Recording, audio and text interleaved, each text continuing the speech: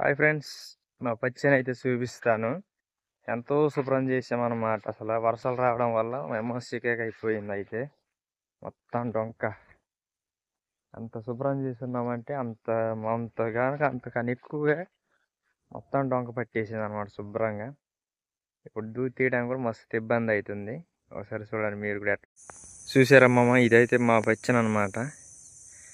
అసలు దీని పచ్చని అంటారో ఏమంటారో కూడా చూడండి. ఎంత వెళ్ళడానికి కూడా లేదనమాట, చాలు అన్నమాట.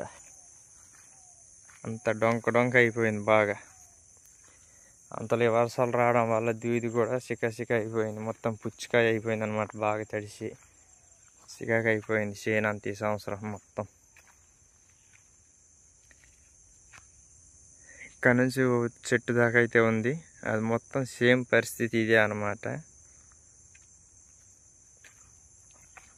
తీసుకుంటూ వస్తున్నాం ఆ దారి నుంచి. ఇంకా కొద్దిగా అయితే ఉందన్నమాట, అంటే కొద్దిగా తీసినాం, అంత వద్దింది అయితే కూడా తీయలేదు. పొద్దునే తీద్దామంటే మంచు ఒకటి అయితే పడుతుంది.